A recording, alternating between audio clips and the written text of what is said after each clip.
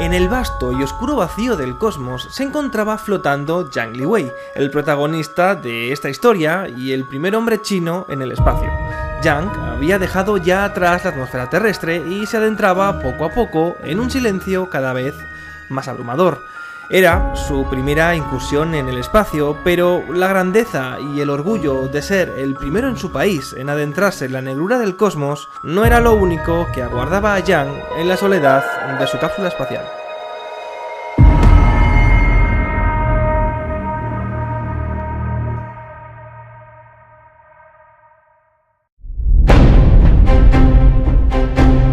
De octubre de 2003, Yang Liwei, un experimentado piloto de combate de la Fuerza Aérea China, ha sido seleccionado de entre todos sus compañeros para convertirse en el orgullo de su país. Estaba a punto de ser enviado al espacio para convertir a China en la tercera nación en hacerlo tras la Unión Soviética y Estados Unidos. Yang se había preparado muchísimo, como todos los astronautas que van al espacio, y más si eres el primero en hacerlo en un cohete y una cápsula espacial que nunca antes se había probado con humanos, con personas. Tanto es así que decidió comprarse una cámara de vídeo antes de su viaje para poder hacerse con su manejo y poder grabar cualquier cosa que pudiera pasar, fuera lo que fuera. El cohete que impulsó la cápsula de Yang al espacio era el mismo que China sigue usando hoy en día en sus misiones tripuladas, un Larga Marcha 2F, y ese 15 de octubre de 2003 el cohete realizaba un lanzamiento casi perfecto, poniendo a la cápsula Shenzhou 5 y a su único tripulante camino del espacio, porque sí, Yang viajaba solo, o al menos esa era la teoría.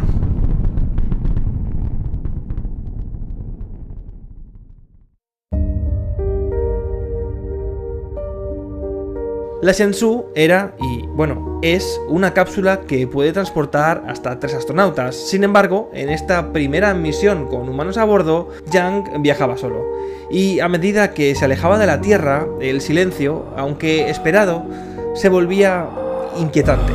No había sonidos en ese vasto vacío, solo el eco de su propia respiración y los aparatos electrónicos de esa pequeña cápsula espacial.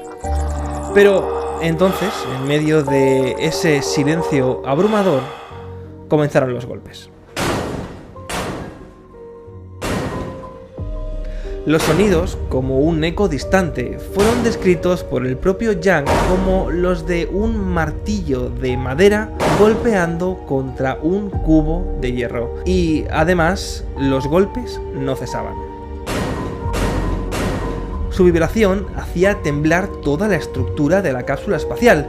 Yang Liwei, asustado, no pudo evitar sentir una punzada de nerviosismo. Algo está golpeando mi nave, dijo, y en un acto de valentía y curiosidad, Yang se aproximó a una de las ventanas de la cápsula, observando el vacío estelar que se extendía ante él. Pero no había nada allí, solo la vastedad oscura del espacio, un telón infinito de negrura y estrellas. No había una explicación aparente para los golpes misteriosos que lo estaban inquietando, ni siquiera una señal de una entidad o alguna amenaza visible, algo que estuviera golpeando el casco de la nave. Nada. Y sin embargo, los golpes no paraban.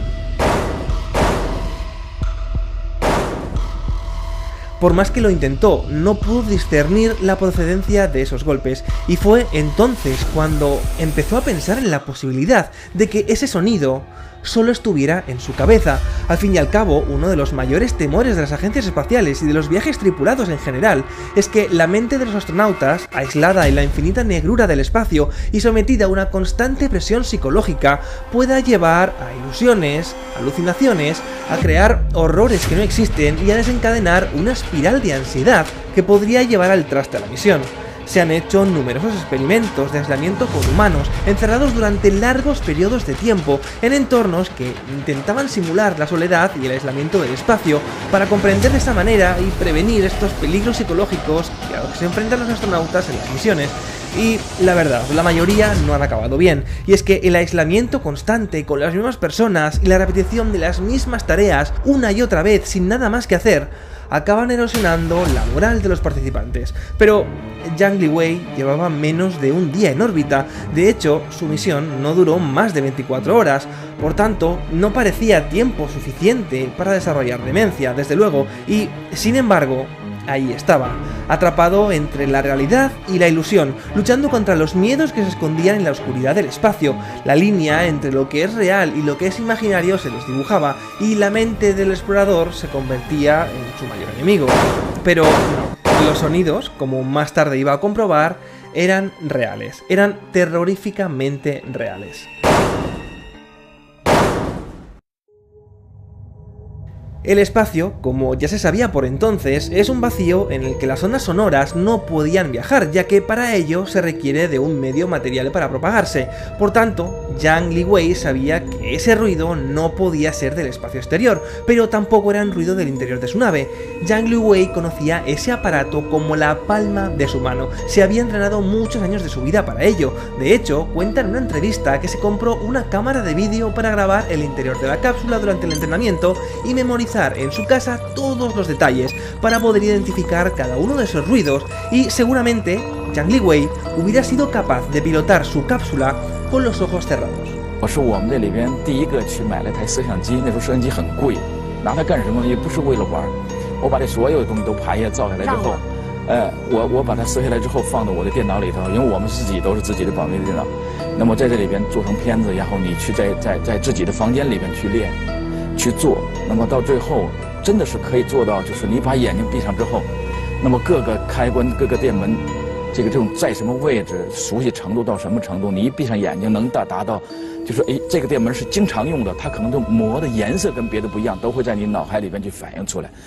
Sabiendo que esos ruidos no eran normales y que no podían proceder de su cabeza, Yang Liwei puso una mano en el fuselaje de la cápsula y fue entonces cuando estuvo seguro. Algo estaba sacudiendo el fuselaje de la nave. Podía sentir esas vibraciones con cada golpe que se producía, pero ¿qué o quién estaba provocando esos golpes si se encontraba a cientos de kilómetros de cualquier otra cosa más allá de su nave? Si se encontraba a cientos de kilómetros de cualquier otra cosa más allá de la seguridad de la Tierra.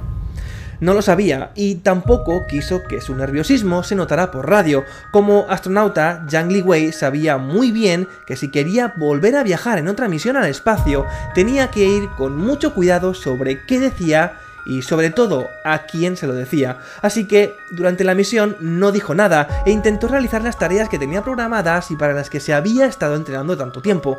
El primer taikonauta chino en el espacio no estaba ahí arriba de vacaciones, así que dejó que el trabajo y las tareas ocuparan su mente hasta que llegó el momento de realizar la reentrada en la Tierra. La Shenzhou 5 encendió sus motores para la maniobra de desorbitación tras algo más de 20 horas en órbita terrestre y acabó aterrizando perfectamente en la zona de Mongolia Central. Pero Yang Liwei seguía obsesionado con esos golpes y como hombre de ciencia intentó replicar una y otra vez esos golpes con los mismos materiales de la cápsula que consiguió llevarse a su casa, pero jamás pudo conseguir un sonido idéntico, jamás pudo conseguir un sonido igual a los que él mismo pudo oír dentro de su cápsula espacial ahí arriba en el espacio.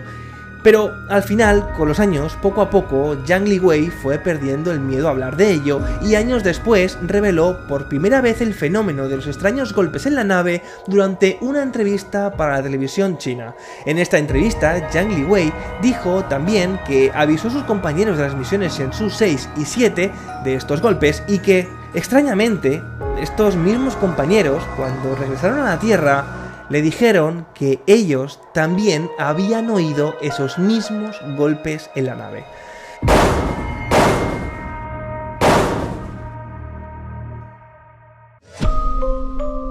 La intriga y la especulación siguen dando vueltas a este asunto a día de hoy, y las causas que originaron estos golpes siguen siendo todo un misterio para la ciencia. ¿Había algo golpeando su nave? ¿Había algo que quería entrar dentro? ¿O era simplemente la estructura de la nave que se estaba comportando de una forma que simplemente nadie había previsto? Pues la verdad, me temo que este va a ser siempre uno de esos misterios que quizás nunca sabremos.